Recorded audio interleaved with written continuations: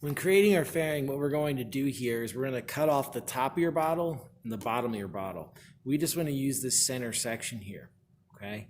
So typically we try to cut off as much, or to leave as much as we can and cut off the smallest amount, but really you can make this whatever size you want it to be, okay? So if I'm going to make it as large as I can, I usually look for a lip down here that I can start my cut with using the X-Acto knives. Remember that we don't want to use the X-Acto knife for the entire cut because it's not going to make a nice straight smooth cut.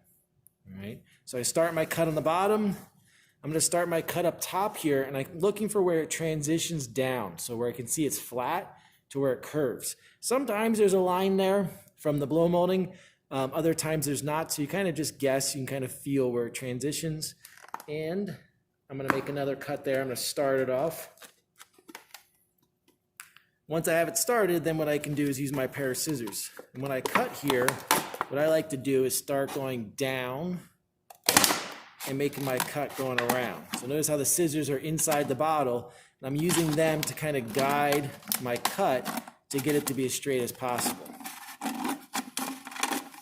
If it doesn't come out perfect, maybe in the end you find out that there's actually a little bit extra lip, well, just take this and find a spot to start, and you can go ahead and cut off a little bit more to straighten it out.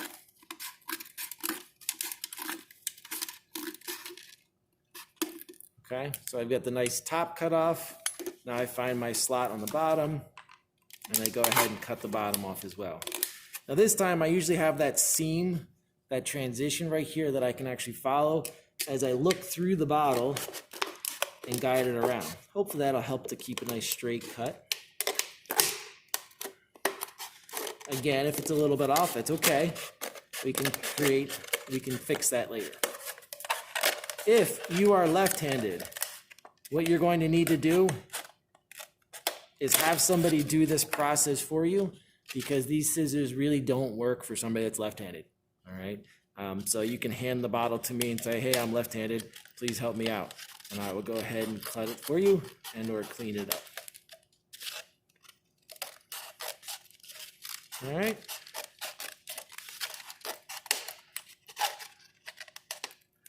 Now we have our fairing cut. Next thing we need to do with this is we need to shrink the top of the fairing.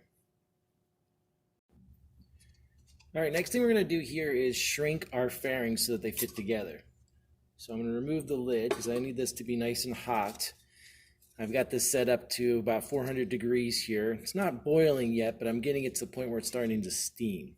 Okay, and what I'm going to do is I'm going to gently put this in the water here in order to shrink this layer, because the idea is that these have to fit together, and right now they're the same size.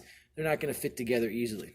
All right, so what I do, especially if it's hot, I only want to dunk it in for a little bit, and I'm going to start to check it and kind of look and see what's happening here, and I want to see it start to shrink